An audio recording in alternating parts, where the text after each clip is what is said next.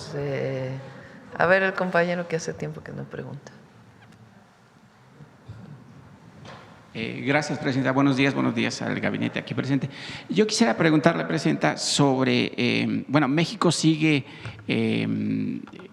requiriendo de muchos trasplantes de riñón y va en aumento porque pues, la población consume mucho azúcar. Yo no soy médico, pero aquí hay médicos y obviamente ese es uno de los factores más importantes. En ese sentido, Presidenta, el refresco de cola, que no voy a decir completo el nombre, presentó ahí un amparo ante el Quinto Tribunal Colegiado de Mexicali, Baja California, de acuerdo a la Asociación Civil El Poder del Consumidor. El proyecto, a cargo del magistrado Miguel Ábalos Cornejo, busca que la empresa pueda seguir vendiendo sus productos en preparatorias y universidades. Yo no sé si su gobierno ya tomó cartas en el asunto, sobre todo la Secretaría de Educación Pública y, por supuesto, las autoridades sanitarias del país, Presidenta. Habrá que revisarlo porque hemos hablado mucho con todas las refresqueras y están de acuerdo. No ha habido en las reuniones ninguna solicitud para que regresen los refrescos o incluso los dulces, todo lo que los niños me reclaman, pero que es muy importante para su salud. No ha habido por parte de ninguna de las refresqueras ninguna solicitud. Entonces, habría que revisar quién fue quien puso este amparo y revisar, pues, estar atentos a esto que mencionas para poder, pues, informar de por qué. No es que se prohíba el refresco, nadie lo prohíbe. Lo que estamos haciendo, pues, es limitar el consumo en las escuelas. En la tarde, pues ya bajo supervisión de la familia, pues ya pueden decidir si dan dulces, refrescos, etcétera. Pero de la refresquera no ha habido ninguna solicitud o que nos hayan manifestado. Entonces vamos a revisar. Gracias, Presidenta. Perdón por no presentarme. Soy Marco Antonio Olvera del periódico digital Hidalgo News. Presidenta, en otro tema, ahorita se está llevando a cabo el tema de la credencialización a fin de que pues, todas las personas que requieran atención médica puedan ser atendidas en cualquier hospital. En abril inicia. Sí, para que puedan ser atendidas de manera fast track, digamos, en caso de requerir una atención médica. Yo no sé si dentro de esa credencialización podría contemplarse la opción de que a los familiares cuando se estén credencializando haya la pregunta de que si quieren ser donadores de órganos. Ponle la credencial. Se necesita algo más que solo la credencial y decir que sí, pero ahí viene, fíjate, donador de órganos, sí, tipo de sangre. Y no hace falta una campaña más férrea, Presidenta, sí, porque en realidad estamos en pañales en ese sentido de donar los órganos cuando pues, la persona ya está en una etapa hace final. Falta. La idea es la credencialización, el fortalecimiento de la capacidad de trasplantes y después pues ya iniciar la campaña de donación. En otro tema, Presidenta, publicó hace poco el periódico El Financiero en la columna el tema de transparencia o las licitaciones que hubieran en el SIC. La mayoría fueron por invitación tanto en conservación de carreteras y las supervisiones de carreteras federales también. El tema que preocupa en las diferentes cámaras y colegios, que es los funcionarios y colegios, es que los funcionarios Eduardo Lee Sainz, subdirector de contrataciones de conservación de carreteras, y José Antonio Ramírez Culebro, director ejecutivo de construcción de carreteras federales, ambos herederos o gente que se quedó durante el gobierno de Peña Nieto y cercanos al exdirector Clemente Pum de Felipe Calderón, han hecho que esta lista salen invitaciones a las cuales ellos tienen el control y meten y sacan a las empresas a cambio de 50,000 pesos. Presidenta, yo no sé si esto ya lo tiene en el radar. Habría que ver cómo viene esta denuncia. La verdad es que Jesús Esteva y su equipo, Juan Carlos, ¿cómo se apellida Juan Carlos? El subsecretario, se me fue ahorita. Son de primera, son hiperhonestos, probadísimo. He trabajado con ellos desde hace mucho tiempo. Entonces, vamos a revisar esto que estás mencionando. Se están licitando Fuentes, Juan Carlos Fuentes. Son cerca de 3,000 licitaciones que se están haciendo en este momento, la gran mayoría para repavimentación y bacheo. Entonces se están ganando pues muchísimas empresas, imagínense, 3,000 licitaciones. Entonces, pero vamos a revisar, si nos pasas los datos de quién hizo esta denuncia, por supuesto lo revisamos. Y ahorita viendo lo de los bacheos y eso, ¿cómo va el programa de los bacheos? Que es muy importante porque Pues en las provincias pues es de lo que más se quejan, ¿no? El bache, hay volcanes, dicen prácticamente. No, este año, el año pasado, fíjense, yo crucé la transpeninsular en campaña y la verdad pues sí tenía unos cuantos baches. Ahora la crucé de nuevo porque nos fuimos desde La Paz hasta Mulegé y hasta Comondú, perdón, y después de allá a Loreto y la verdad es otra cosa la transpeninsular en Baja California, en la península, y es gracias al programa de bachetón que hicimos del gobierno federal y que lo trabaja Jesús Esteva. Y ahora pues son cerca de 50,000 millones de pesos que estamos destinando a repavimentación de carreteras. Se presentó aquí hace unas semanas. La próxima semana vamos a regresar a la presentación de temas de mujeres, por ser 8 de marzo y mes de las mujeres, y también de infraestructura carretera e infraestructura hidráulica. Presidenta, y otro tema, nos llegó ahí al correo de Hidalgo News que en Tamaulipas, aquí tengo los documentos y que al final si lo requieren se los paso, por favor. En Tamaulipas, el delegado del IMSS, José Luis Aranza Aguilar, revirtió auditorías internas que detectaron una posible fábrica de pensiones con un presunto daño superior a 41 millones de pesos y que además fue separado de su cargo el funcionario que denunció ese esquema. Considerando que en Nuevo León la Fiscalía General de la República ya procesó a personas por hechos similares y que este delegado fue detenido hace un año con un arma y dinero en efectivo, no sé si su gobierno garantiza una investigación a fondo sobre esto, porque bueno, pues usted está combatiendo la corrupción y bien dice que no hay cabida para la corrupción y en ese sentido buscar terminar la corrupción, porque pues ese es el lema de la 4T, Presidenta. Hay que decir que a veces, porque luego no ganan unas empresas porque no ganaron y entonces acusan de corrupción. Sí, por eso hay que investigar, por eso está Raquel Buenrostro ahí, que es pues la mejor y pero honesta, para investigar con los dos casos que estás presentando. Y el segundo, pues, Zoe. Claro que sí.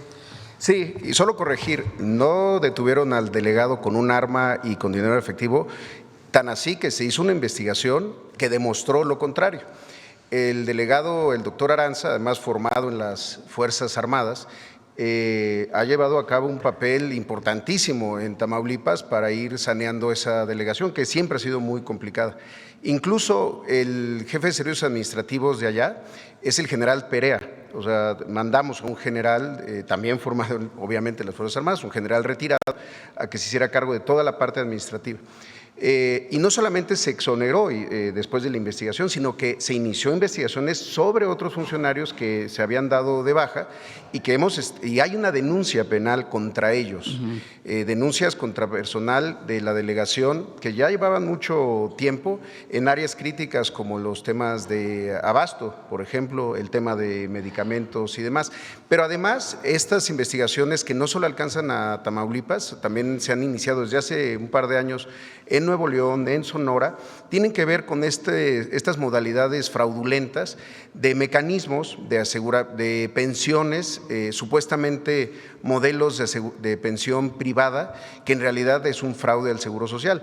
Hay incluso ya personas que han sido, que se iniciaron carpetas de investigación. Entonces, con todo gusto, si nos comparte esa información que tiene, que independiente de las notas periodísticas como la del periódico Reforma que salió en su momento, podemos revisarla y contribuir a una investigación que ya lleva mucho tiempo, en donde además, pues sí, los funcionarios corren riesgos muchas veces por iniciar este tipo de investigaciones y nuestra garantía es también que a un funcionario en esto hay que protegerlo.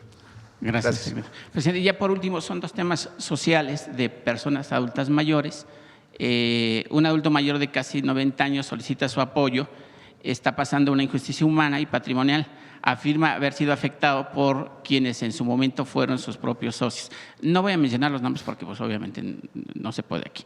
En 2007 adquirieron un inmueble ubicado en la ciudad de Cancún, Quintana Roo, con el cual crearon un fideicomiso celebrado con Banca Mifel. El objetivo del fideicomiso era el desarrollo y construcción de un centro comercial, oficinas y un hotel, entre otros. Sin embargo, no ha recibido beneficios económicos y bueno, pues ahora ya están utilizando el aparato de justicia para, pues obviamente, reprimirlo y quitarle los derechos de ese acuerdo comercial, digamos. Y el otro, rápido, Presidenta, es el tema de otra persona adulta mayor que el banco HSBC le está quitando su casa. Es un adulto mayor que tiene 66 años y el señor ya pagó la hipoteca, pero el banco pues justifica que nunca ha pagado la hipoteca. Entonces esos serían los dos temas para Pásaselos a Adriana, que está aquí, y los revisamos. Muchas gracias, Presidenta. Buenos días. Sí. Vamos a ver la compañera que viene de fuera y que no ha preguntado. Muchas gracias, Presidenta. Soy Rachel Nolan de The Guardian. Quise preguntar sobre el tema de los desaparecidos en el país. Yo sé que estamos pendientes de un nuevo informe que viene, pero más allá de las cifras, que siempre las tienen que tener bien calculadas, quería preguntar si hay otros planes para apoyar ese proceso más en lo forense. Tengo muy presente de que hay más de 79,000 restos humanos en reserva del Estado que no han sido identificados. Y también quise preguntar por la cuestión de las buscadoras en el país. Tenemos la información que mataron a Ruby Patricia Gómez en Mazatlán, Sinaloa, justo antes del giro presidencial de usted. Y leyendo la biografía de usted, me di cuenta de la importancia que este tema ha tenido para su historia, ¿verdad? También en los 70. Entonces le quise preguntar cuál es el plan del gobierno para enfrentarse de una forma más amplia con esa crisis. Gracias. Lo primero es que es muy distinto los desaparecidos de los 70s, 80s, a lo que vivimos ahora. En aquella época eran desaparecidos políticos, desaparecidos por el Estado mexicano, por tener una posición o por ser luchadores sociales en el país. Esa fue muchos guerrilleros de aquella época que producto de la represión y del autoritarismo, ahí sí del autoritarismo, decidieron tomar otras vías de lucha y tomar las armas. Y otros que sencillamente eran luchadores sociales, pacíficos, por vías pacíficas, y que en todo caso unos y otros, si habían cometido un delito, pues deberían de haber sido juzgados en el marco de la ley, pero no, fueron desaparecidos por el Estado. Ese es un caso, es el caso de, por ejemplo, el colectivo Eureka, que sigue luchando donde estaba doña Rosario Ibarra de Piedra, pues por el esclarecimiento y la verdad de los hechos de aquella época. Y por otro lado es la situación que se vive en donde hay desaparecidos vinculados con los grupos delictivos, con la delincuencia organizada principalmente. Hay otros casos que pueden ser pasionales, pero son menores. Lo principal tiene que ver con la delincuencia organizada. Es larga la historia y vamos a presentar ya la información de los números, que son personas evidentemente, no son números, pero de cómo se hacían los registros, cómo se hacen ahora, para que se conozca la cantidad de registros que había y en qué condiciones estaban esos registros y la dificultad para buscar en todo caso una persona dado que no hay suficiente información o registros que se hicieron que en realidad pues no sabemos si eran personas desaparecidas o no. Ahora, ¿qué hicimos nosotros? A partir de un caso muy doloroso, que es el caso de Teuchitlán en México, en donde se encontró un lugar de adiestramiento, de reclutamiento de jóvenes y de adiestramiento. En algún momento se plantearon otras hipótesis, pero la Fiscalía en aquel momento dijo que esencialmente fue un lugar de adiestramiento y reclutamiento. Se detuvo al responsable de ese reclutamiento y en efecto confesó cómo se reclutaba a los jóvenes. La gran mayoría de ellos de manera voluntaria y otros de manera forzada. A partir de ahí tomamos la decisión de cambiar el modelo de atención a los colectivos, a las familiares que buscan a sus hijos, a sus familiares. La alerta que tenemos que hacer para que en el momento en que se denuncie un desaparecido se alerten todas las fuerzas municipales, estatales y federales, públicas y privadas, para poder encontrar a la persona. Y por otro lado, toda la investigación que tiene que desarrollarse. Te pongo un ejemplo. Para que en México haya una investigación de la Fiscalía, para poder saber una persona, un homicidio, una desaparición, un robo, cualquier delito, tiene que abrirse una carpeta de investigación, así se llama. Si uno va y denuncia al Ministerio Público, a la Fiscalía, un delito, el Ministerio Público está obligado a abrir una carpeta de investigación y a partir de ahí está obligado a hacer una investigación. Resulta que las fiscalías registraban, pero no abrían carpetas de investigación. O se reportaba un desaparecido en una plataforma de una comisión de búsqueda y no se abría una carpeta de investigación. Ahora la ley dice que es obligatorio abrir una carpeta de investigación en el momento de la denuncia de un desaparecido. Eso cambia por completo porque se reconoce el delito y hay la obligación de la búsqueda. Por otro lado, un sistema de alertamiento que ya existe y que estamos todavía fortaleciendo, para que en el momento que se denuncie en todos los aeropuertos, en todos los bancos, en todos los sistemas de autobuses, se alerte de la persona que se denunció como desaparecida para permitir que en todo caso se encuentre en las primeras horas de desaparición. Y por otro lado, una vez que tenemos casos pues graves en donde hubo una desaparición conocida por una delincuencia organizada, pues hacer toda la investigación, que es en esencia lo que estamos desarrollando, el fortalecimiento de la inteligencia y la investigación para poder encontrar a las personas. Además, la Secretaría de Gobernación tiene la instrucción y lo está haciendo de atender a todos los colectivos de desaparecidos e incluso de manera personal atiendo algunos casos. Sí sigue siendo una situación dolorosa en el país y nuestra obligación es atender a las familias y dar con los responsables y terminar con cualquier esquema de reclutamiento forzado de algún joven. ¿Cómo lo hacemos? También bajando todas las plataformas digitales en donde encontramos y se denuncia. Muchas veces se hace por videojuego a los jóvenes, entonces hay una investigación muy grande relacionada con esto, es decir, trabajando en todos sentidos. Y hay que decir también que se han encontrado a muchas personas, no es que haya un desaparecido y nunca se encuentra.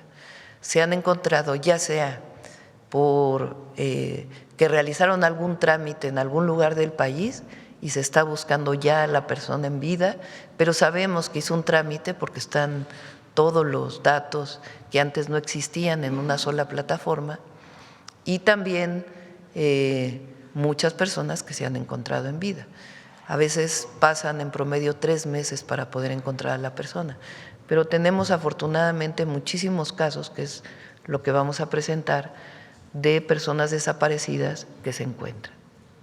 Otra pregunta sobre el tema, si puedo. Entiendo la diferencia que usted está haciendo entre los casos históricos y los casos de ahora, pero siempre teniendo en cuenta de que los colectivos reclaman de que lo que los une, ¿verdad? El vínculo sería la impunidad y que en muchos casos van implicados las fuerzas de seguridad del mismo Estado, incluso hasta ahora. Entonces, otra pregunta sería, ¿qué posibilidades tiene el mismo Estado de investigar a sí mismo, para decirlo así? Todas. Si, por ejemplo, recientemente no en caso de desaparición, pero hay que decir que eso es mínimo, ¿eh? No tiene que, es decir, puede haber sido una fuerza del orden que ilegalmente haya desaparecido a una persona, pero no es una instrucción del Estado mexicano, es distinto. Antes era instrucción desde la Federal de Seguridad de desaparecer a los opositores.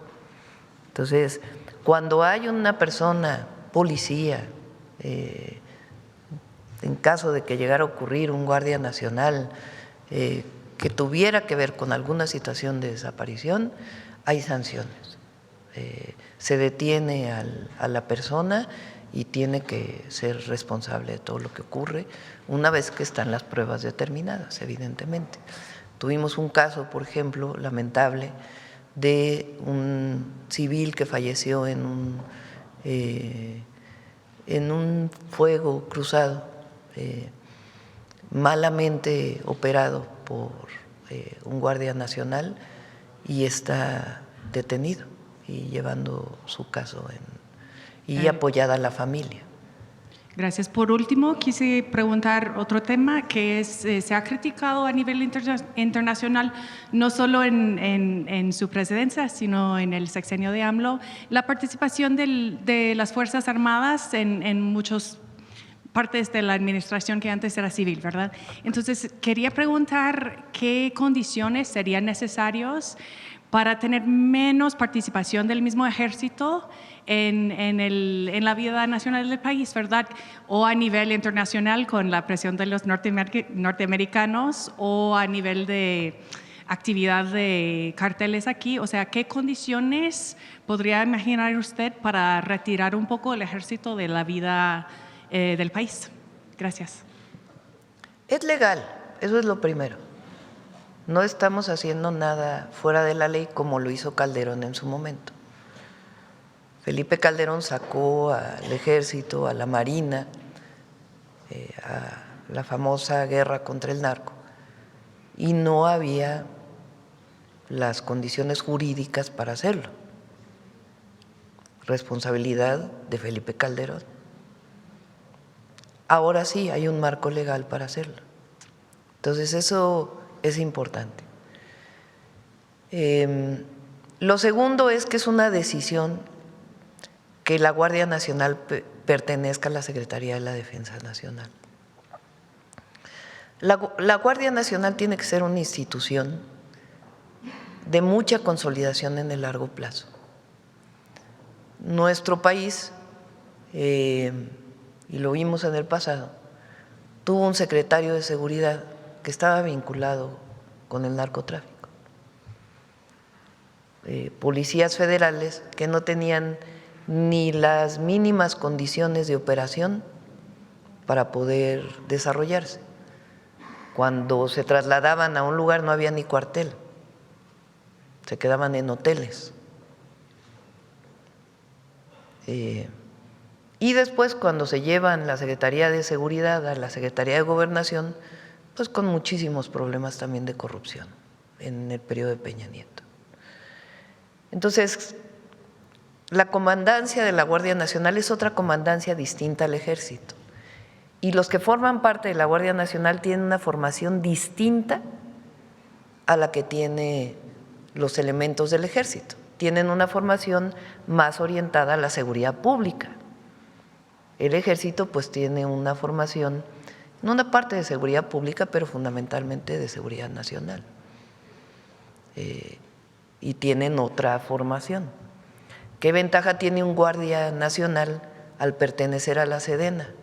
Pues tiene acceso a sus hospitales, a sus centros de salud, a una carrera, cosa que no había antes, a poder subir en su nivel a partir de exámenes bien determinados y una formación pues integral, con valores y con doctrina nacionalista, muy importante,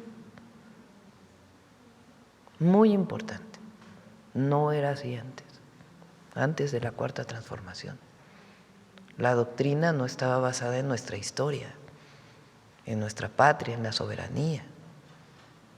Entonces es una decisión que la Guardia Nacional pertenezca a la defensa y ya es constitucional. Se tendría que cambiar la Constitución para que fuera distinto.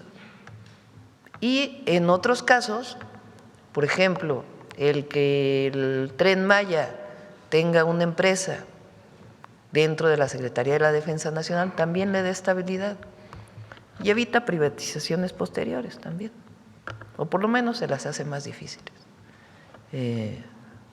Toca madera que llegara alguien que quisiera privatizar. El ejército mexicano es algo especial, es único en el mundo. El ejército mexicano no viene de las élites. En toda América Latina, el ejército viene de las élites. En todo el mundo, en general, viene de las élites. Cuando vino Lula aquí a México, una vez que lo vi en otro lado me dijo, la primera vez que fui a México me llamó mucho la atención que sus calles se llaman Insurgentes, Revolución, 5 de febrero, 5 de mayo. Dice, porque en Brasil la historia es de consensos, no hay revoluciones. Bueno, aquí no, aquí hay 4 transformaciones. Y nuestro ejército viene de una revolución social. O sea, fíjense, el ejército mexicano, sus generales, le hacen un golpe de Estado a Madero en 1913, promovido por la Embajada de Estados Unidos en México, el embajador Wilson. Esos mandos del ejército matan a Madero y a Pino Suárez, electos por la voluntad del pueblo. El único gobernador que está en contra del golpe de Estado es Venustiano Carranza y forma el ejército constitucionalista, que es la base del ejército mexicano. Y el ejército mexicano es pueblo en esencia. Por eso decimos, es pueblo uniformado. Entonces es otra cosa el ejército mexicano. Y por eso está ahí también la Guardia Nacional. Entonces, esta idea de militarización que se promueve no es tal, no es tal. Militares es que los militares tomaran las decisiones de los civiles y no. Por decisión del pueblo de México soy la comandanta suprema, que es la que toma las decisiones. Si alguien comete un error, pues… Muchas gracias, Presidenta. Gracias. Bueno, vamos de este lado, de este lado. A ver, el compañero, para que no digan que no preguntan los que luego se quejan de… Adelante. Si ya no decimos nada. Gracias, Presidenta. Jorge Chaparro, de Mega Noticias. Presidenta, ahora que mencionaba el caso del Rancho Izaguirre, preguntarle ¿qué pasó? ¿Por qué se permitió la entrada de medios de comunicación a la Casa del Mencho? Es un lugar que debería de haberse mantenido, resguardado por la Procuraduría General de la República y, sin embargo, pues se permitió de manera abierta que entraran todos los medios a ver la forma en que vivía este señor o la forma en que murió, no lo sé, pero además pues contaminando una escena del crimen de este personaje, una escena que se supone, por el debido proceso que se instauró, debería de haberse resguardado. Y es la segunda ocasión que ocurre en prácticamente año y medio. La otra fue, se lo pregunté al fiscal, en torno al Rancho Izaguirre, precisamente cuando también se permitió la entrada de muchísima gente que no tenía nada que hacer allá adentro. Preguntarle qué ocurrió allí.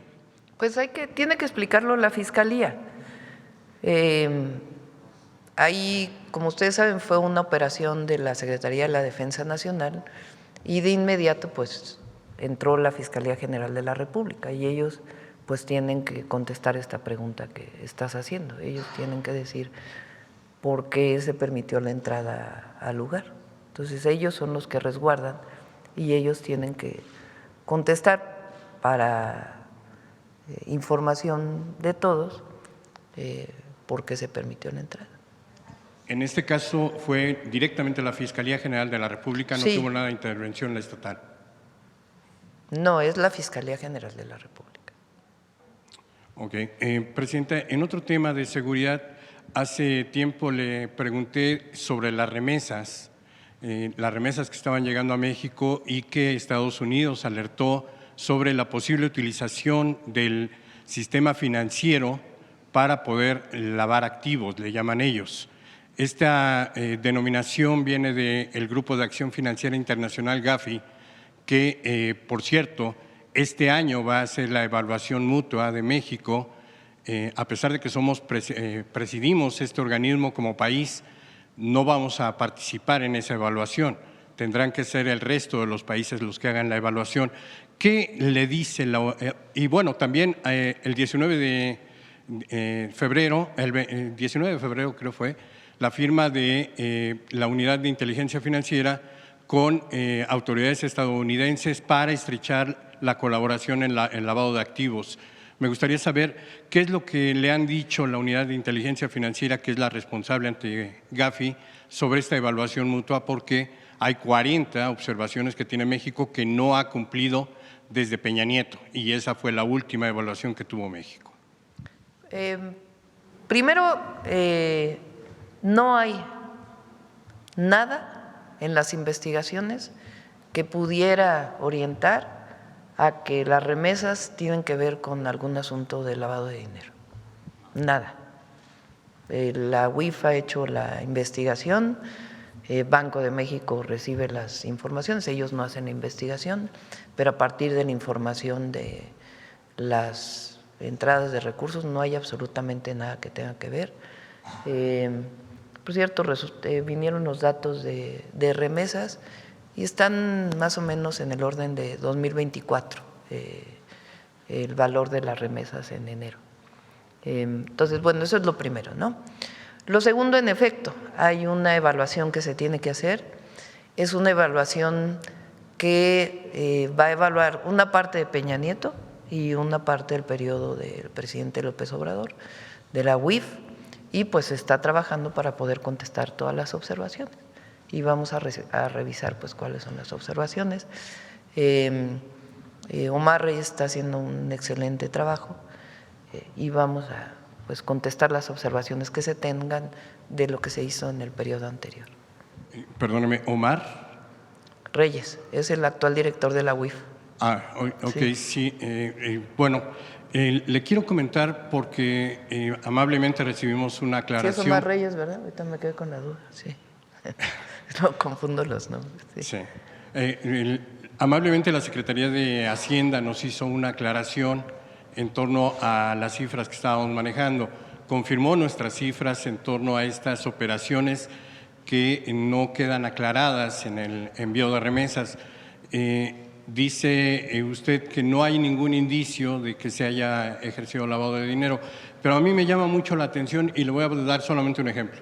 Un ciudadano en Afganistán que envió más de $1 millón en un año. La media que envían nuestros connacionales en Estados Unidos a sus familias en México es aproximadamente $4,800 anuales.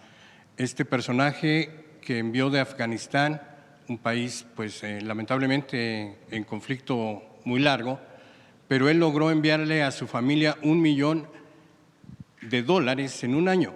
Esto no se le hizo sospechoso a la UIF en su momento, fue 2024 el año en que se hizo esta transacción. Y hay, por ejemplo, 3 transacciones para Zacatecas de 2024 igual, que fueron por $20 millones cada una de dólares. No sé. Pero eso ya no son remesas.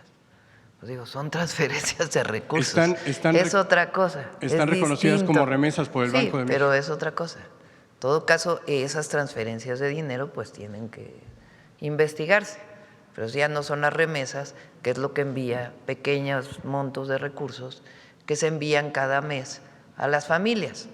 En todo caso, si hay una transferencia de Estados Unidos a México de un valor muy grande, pues hay la obligación de investigar. Pero ya no es remesa, eso ya es una transferencia de recursos. Sí, lo que pasa es que está registrado como remesas por el Banco de México, por eso se lo menciono. Sí, pero no es remesa, pues no. O sea, la remesa es aquella que se conoce como familias mexicanas que viven en Estados Unidos, que le envían a sus familias para poder mantenerse. Los otros son transferencias de recursos, que también hay. Transferencias de Estados Unidos a México hay millones probablemente, pues porque tenemos un tratado comercial en donde no se paga en efectivo, sino todo, la importación y exportación, pues evidentemente hay recursos de un lugar a otro del país a través de empresas o de personas, pero esas transferencias pues se analizan de una manera distinta. Claro, por eso la atención Sí. que pusimos en este tema en Mega Noticias. Presidenta, y finalmente me gustaría preguntarle sobre la reforma electoral. ¿La va a enviar hoy por la tarde? En la tarde la voy a revisar. Repito, había, digamos, cuestiones de más que pusieron en algunos artículos que no tenían que ver con lo electoral. Lo hizo un equipo y lo hizo de buena fe, no había nada. Pero cuando se trata, por ejemplo, de esto que decíamos, de que si se usa inteligencia artificial en una campaña, pues tiene que decir en grande, inteligencia artificial. Entonces lo plantearon que se regulara en otro artículo que no era con lo electoral. Ahí yo ya no estoy de acuerdo porque entonces parece que estamos regulando todas las publicaciones en las redes sociales y ese es otro tema, no es lo electoral. Entonces por eso a la hora de revisarlo dije, no, a ver, esta parte déjenla como está normalmente en la Constitución, no la cambien y concéntrense nada más en los pocos cambios constitucionales que estamos presentando para la reforma. Ese fue el problema y ahora en la tarde la reviso, la están trabajando hoy en la mañana para ya poderla enviar, si no hoy en la noche, mañana temprano. Sí, vienen los coordinadores de Morena. En la noche. Sí. Presidenta, y en este sentido, ¿no abonaría a la discusión democrática saber qué fue lo que pidieron el Partido Verde y el Partido del Trabajo? Se lo pregunto porque el Partido Verde ha sido uno de los partidos, pues, digamos, más alegres en la política, porque lo mismo estuvo con el PAN que con el PRI, que con Morena, no tienen convicciones reales o firmes sobre lo que buscan. Ellos fueron responsables de introducir aquella cláusula que permitió ampliar el periodo de Saldívar en la Suprema Corte de Justicia, que no se llevó a cabo, pero que ellos fueron los que la introdujeron. Ellos fueron también quienes introdujeron aquella cláusula de vida eterna, donde los partidos podían transmitirles votos en la coalición y nunca perderían el registro. Y hoy parece ser que otra vez vuelven a poner muy caro esta negociación política que pareciera más extorsión, pero sí sería bueno que usted nos pudiera decir qué fue realmente lo que pidieron, qué estaban exigiendo estos dos partidos y que no ha podido pues, alcanzarse un acuerdo. Hay dos, a ver, primero el Partido Verde y el PT son partidos aliados en este momento, los tres me llevaron a mí a la presidencia y los tres hicieron un acuerdo de coalición para poder participar en el Senado y en el Congreso y en las candidaturas a gobernadores y han votado todas las reformas que se han enviado. Entonces, en este momento pues es un partido aliado, el Verde como el PT. Ahora, ¿cuál es la? Repito nuevamente, hay dos cosas que estamos planteando que para mí pues no son negociables porque es lo que la gente me ha pedido. Y lo que ha pedido desde hace tiempo es que no haya listas de plurinominales decididas por las cúpulas de los partidos políticos. Entonces, ¿qué dije? ¿Qué propuesta hice? Dije, a ver, es importante que haya representación proporcional. Nada de eso de que somos partido de Estado y ahora no queremos que estén las minorías, nada de eso, nada de eso. México tiene una diversidad política y esa tiene que ser representada en el Congreso de la Unión. Entonces, mantengamos tal cual la distribución de la proporción de los partidos, la parte de los diputados de representación proporcional. Solo que ya no las van a decidir la cúpula de los partidos, las va a decidir la gente que quiera votar por ese partido. Así de sencillo.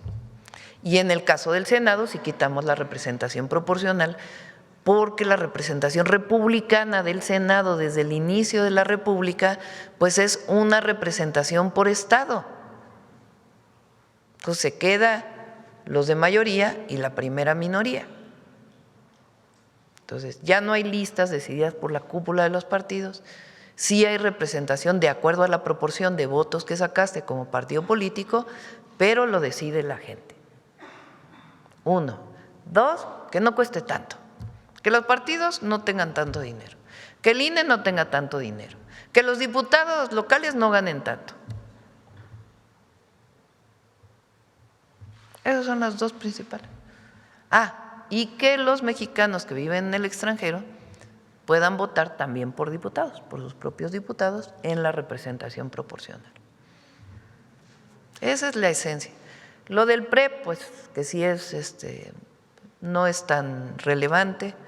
Lo de, en fin, hay partidos, todos, de hecho no solo el PT, el Verde, no, ni el PAN, ni el PRI, ni MC están de acuerdo en que les quiten sus listas definidas por ellos. En esencia. El PRI tampoco quiere que le quiten los recursos. El PAN tampoco, MC tampoco. Entonces, por eso digo, yo la voy a presentar, si no se aprueba, no se aprobó, pero yo cumplí con la gente. Y ya que Morena, porque ya no me toca a mí, decida cómo va de aliado con el Verde y con el PT en la elección del 27, que pueden seguir siendo aliados los tres partidos, pero en lo que yo me comprometí, que es uno de mis 100 puntos de compromiso con el pueblo de México, dije reforma electoral, donde no haya pluris, no haya nepotismo, no haya reelección y no haya y que disminuyan los costos. Entonces, nepotismo y no reelección ya se aprobó para el 2030 y los otros dos, pues las presento y ya que decían en el Congreso.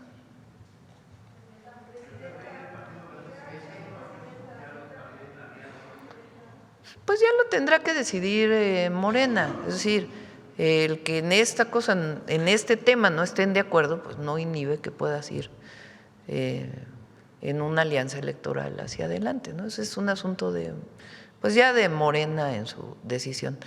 Me critican porque dicen, ¿no?, los opositores, es que la presidenta ahora no decide. O sea, si decido, me critican porque soy autoritaria. Y si no decido, también me critican porque no decido yo. Bueno, pues a unos les toca decidir una cosa y a mí me toca decidir otra. Sí. Bueno, vamos por acá, por acá. A ver, Sonora, hace mucho que no pregunta. Otra Sonora. Sí. Buenos días, Presidenta. Demián Duarte, de Sonora Power, la revolución que llegó del norte. Fíjese, me llama la atención este apunte que hace, ya lo he hecho varias veces, sobre Venustiano Carranza y que fue el único gobernador que se declaró en rebeldía. Bueno, habrá que decir que el gobernador de Sonora, después que fue Adolfo de la Huerta, se sumó también, y desde Agua Prieta llegó pues el plan de Agua Prieta desde Sonora pues Sí, así es, para vencer al usurpador, ¿no? Digo, apunte simplemente que se me vino a la mente porque bueno, siempre estamos buscando nosotros nuestro lugar en la historia también, que bueno, de Sonora partió justamente ese movimiento. Presidenta, en el contexto, y es obligada la pregunta, mire, estaba yo revisando los reportes que vienen justamente de este asunto del Medio Oriente. Quiero preguntarle sobre el tema del petróleo en particular. Se dio ayer en los mercados financieros, bueno, un incremento en los precios del petróleo a nivel internacional. El Brent del Mar del Norte subió 7%. También los precios de la mezcla mexicana subieron de manera importante. Es importante este asunto en específico, bueno, porque el expresidente López Obrador y el gobierno de usted tomaron la previsión justamente de buscar la autonomía en abasto de combustibles. Tengo entendido que vamos en un 65%. 80%. En 80%. Bueno, preguntarle en este sentido, ¿qué tan protegido está nuestro país ante pues, lo que puede ser justamente una oleada de incrementos fuertes en los precios de los combustibles a nivel global? Hay un esquema que hizo el presidente López Obrador en el 2022 con la guerra en Ucrania, cuando subieron los precios, se compensó con el impuesto, con el IEPS, para que no subiera la gasolina a la gente. Y ese quedó ya establecido. Entonces, si subiera además el petróleo, que llegara a impactar en el precio de la gasolina o el diésel, entonces entra el esquema de compensación por impuesto. Entonces, para que no suba y no afecte a las familias mexicanas. Podemos decir que estamos de alguna manera blindados ante una… Y si bajara, tenemos seguros contratados que dan coberturas. ¿Qué tanto impacto tiene en estos momentos la exportación de petróleo justamente en las finanzas públicas de nuestro país? Porque se habla también de que México pudiera salir muy beneficiado ante un eventual incremento desmedido de los precios del petróleo. Bueno, se compensa en realidad, porque todavía hay una parte de importación de gasolinas y diésel. Diésel ya no, de gasolinas y turbocina y algo de gas LP. Con lo que se exporta, ¿no? Porque se compensa el monto, pues. Todavía se exporta. A ver si Víctor te da el dato de cuánto exactamente se exporta de petróleo en México. Un tema… millones de barriles diarios que te lo dan. Un tema importante, Presidenta, su reciente visita que hizo a Sonora no pasó desapercibido de ninguna manera, que estuvo en San Carlos. Yo recuerdo, yo le dije que ojalá nos visitara en San Carlos, creo que cuando estuvimos aquí por el fin de año. Y el tema es que, bueno, usted fue a San Carlos, que está en el municipio de Guaymas. Mire, para nosotros San Carlos es muy importante, para los sonorenses, es nuestro principal destino de playa en particular. Y pues usted estuvo ahí, no me va a dejar mentir, ¿no? Muy bonito. El paraíso realmente, precioso, ¿no? Los a paisajes. ver si tienen ahí una foto de San Carlos. Los paisajes de San Carlos, el la clima, montaña que hay, sí. que la mayor parte del año es muy bueno, le tocó a usted súper buen clima, por cierto. Bueno, pues la ubicación geográfica lo hace en un lugar privilegiado. Evidentemente nosotros le hemos puesto mucho en términos de lo que es la apuesta, de lo que queremos justamente como un destino de primer nivel. San Carlos, pues a la fecha todavía es poco conocido, poco visitado por el gran turismo a nivel nacional e internacional. Tiene que ver, evidentemente para el turismo nacional tiene que ver la lejanía. Hemos hablado de la necesidad de mayor frecuencia en los vuelos, incluso le hemos pedido que nos ayude con el tema de Mexicana. Ahora, el tema es que sí somos privilegiados en términos del turismo internacional, pues estamos muy cerca realmente de la frontera con Arizona, San Carlos está a 360 kilómetros de la frontera. Hay un tema que creo que es importante abordar antes de que San Carlos se convierta en lo que estamos buscando, que es el tema de la especulación inmobiliaria, el tema de los famosos cárteles inmobiliarios, que es un tema que nos ha venido afectando.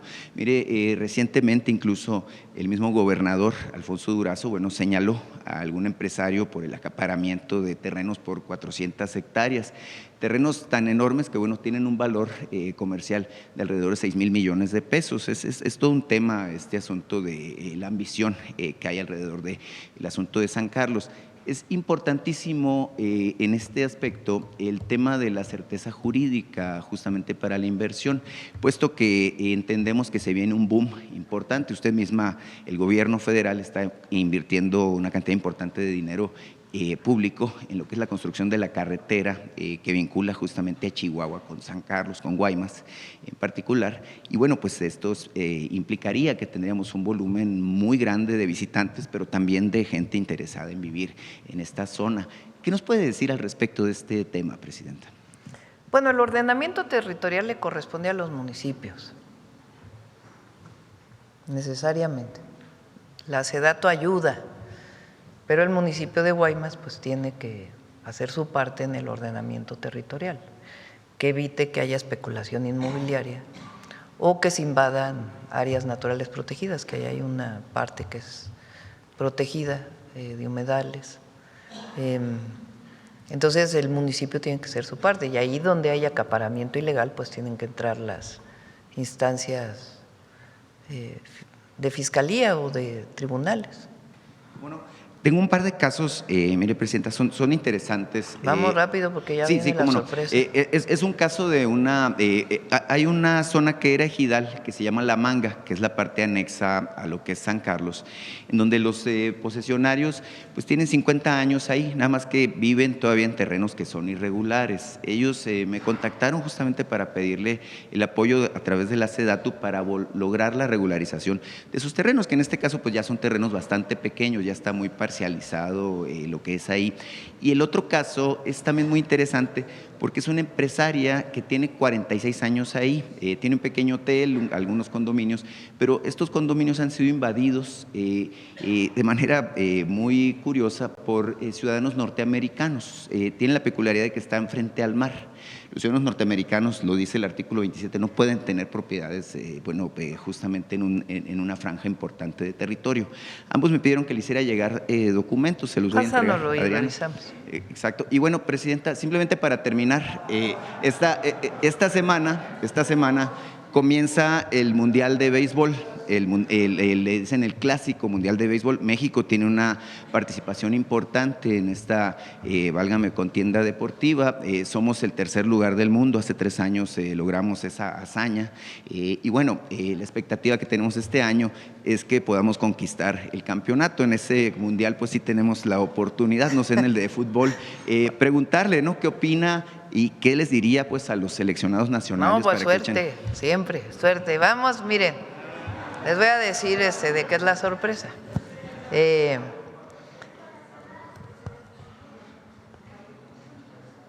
Antes de… Ya acabamos. ¿De qué se trata la sorpresa? Bueno, Coca-Cola lleva toda la Copa Mundial a todos los lugares del mundo. Y pues le dijimos para que lo traían a la Ciudad de México. Ya estuvo en Guadalajara el sábado.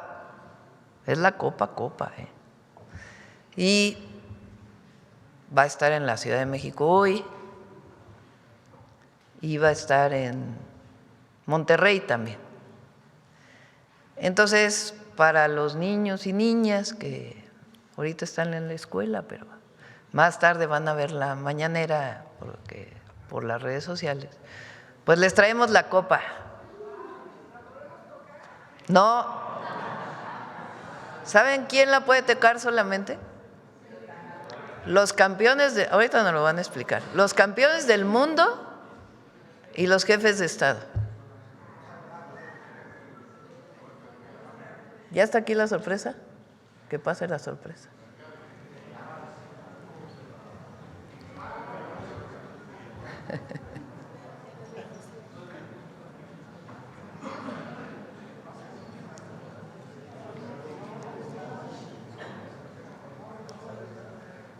Adelante. Son los representantes de Coca-Cola internacionales. Adelante, por favor. Buenos días. Presidente, buenos días. Muchas gracias. Adelante.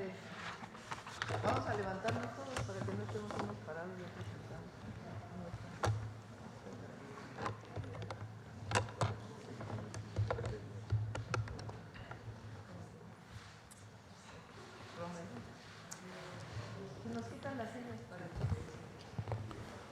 Adelante, por favor. Gracias. Muy buenos días, Presidenta Claudia Sheinbaum.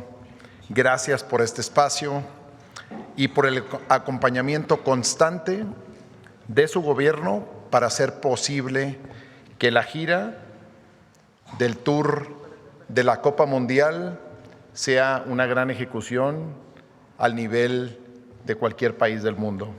Saludo también con respeto a los medios de comunicación y a todas las mexicanas y mexicanos que el día de hoy nos están acompañando.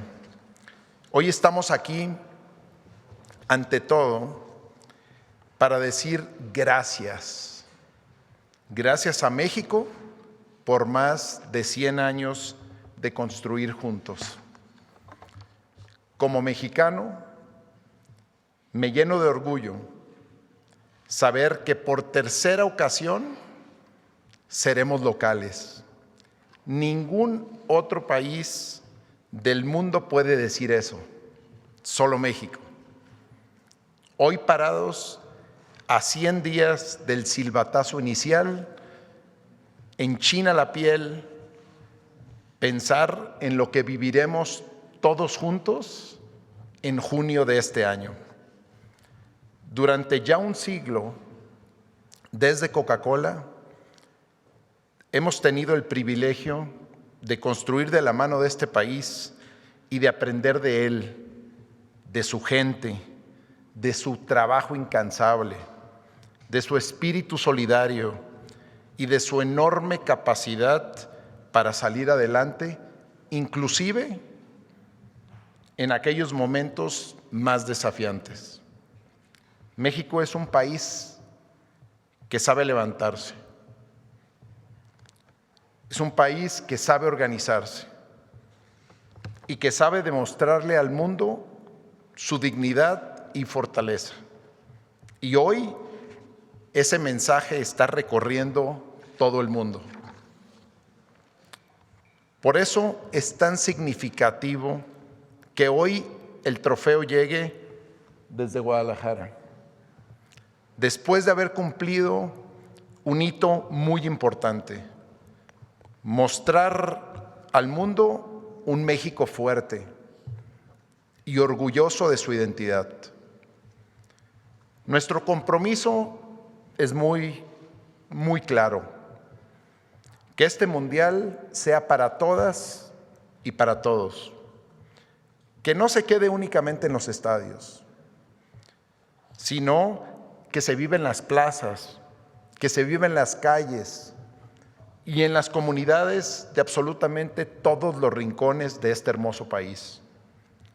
Por ello, a través de la gira del trofeo, la más grande que hemos hecho en México, estamos recorriendo 10 ciudades con una experiencia gratuita que permitirá a miles de personas acercarse al trofeo que representa los sueños del fútbol mundial, pero también los sueños de todas las niñas y niños que se practican este hermoso deporte.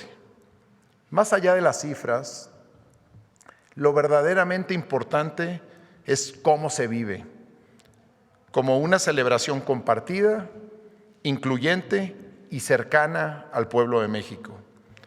El Mundial es nuevamente una gran oportunidad para encontrarnos como región que se conecta a través del fútbol, compartiendo emociones, historias y sueños que cruzan cualquier frontera. Una región que sabe trabajar en conjunto, que se apoya y que genera valor compartido desde lo más importante: su gente, sus comunidades y la pasión por construir un futuro común. Presidenta, estos 100 años juntos han sido posible gracias al trabajo, la pasión y la confianza de millones de mexicanas y mexicanos. Y la mejor manera de agradecer esa confianza es seguir aquí, construyendo juntos por un mejor futuro. Y celebramos con orgullo a un México que está de pie, fuerte y listo para mostrarse al mundo.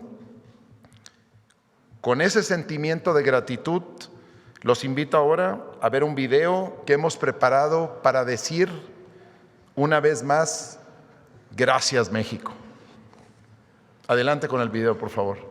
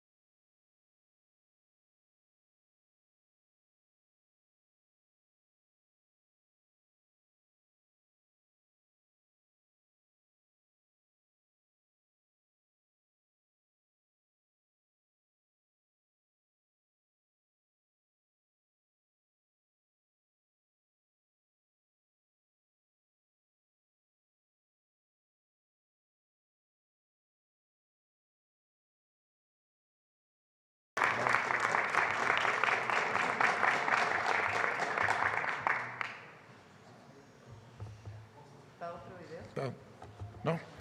Bueno, señora presidenta, cuente con nosotros, aliados para que este mundial tenga un gran impacto.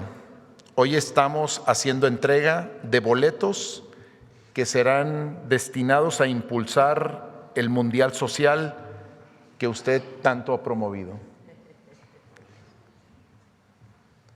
¿Para qué partidos son? Para los partidos de aquí del Mundial de México, para apoyar a México. O sea, 25 boletos. Vamos.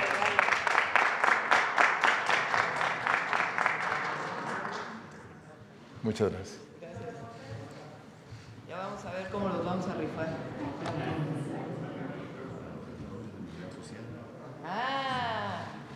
Eso. Sí, para los ganadores, Ganadores del Mundial social. Muchas gracias.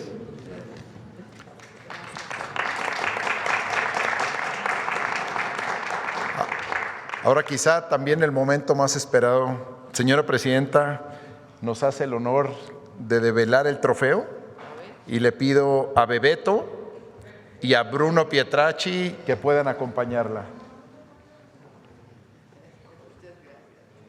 Son campeones. Ellos sí son campeones. Wow.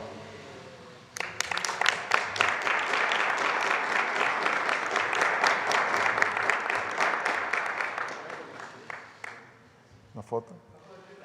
Foto está ahí.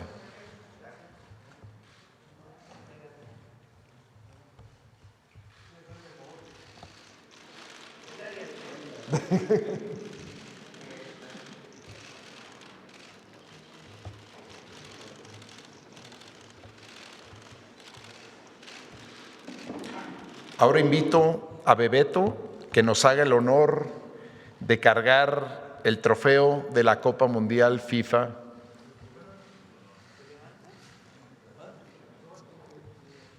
Bueno.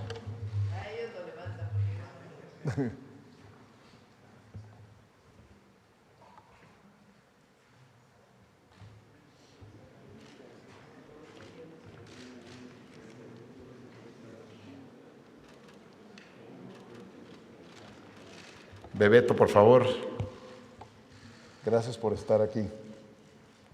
Wow. Claro que sí, señora presidenta. Wow.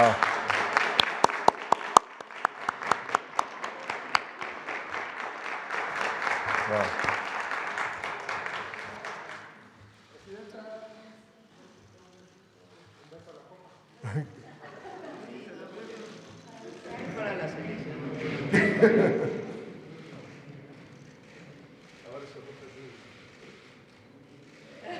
Eso.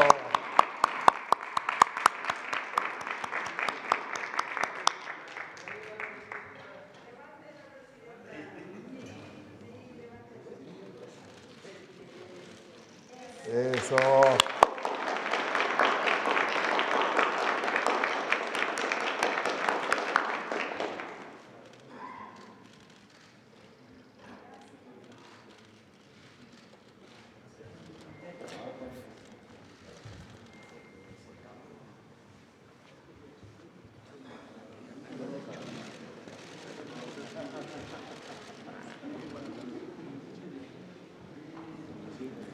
Finalmente, señora presidenta, el señor Gianni Infantino, presidente de la FIFA, le envía un presente como recuerdo de este día, a 100 días del inicio del Mundial, de nuestro Mundial.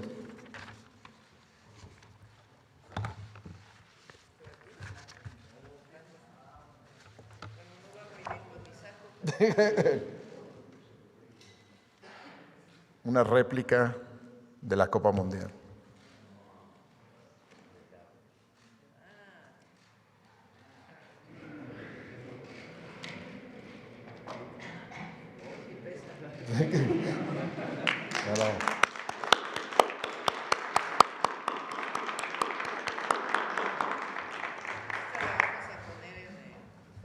En el museo.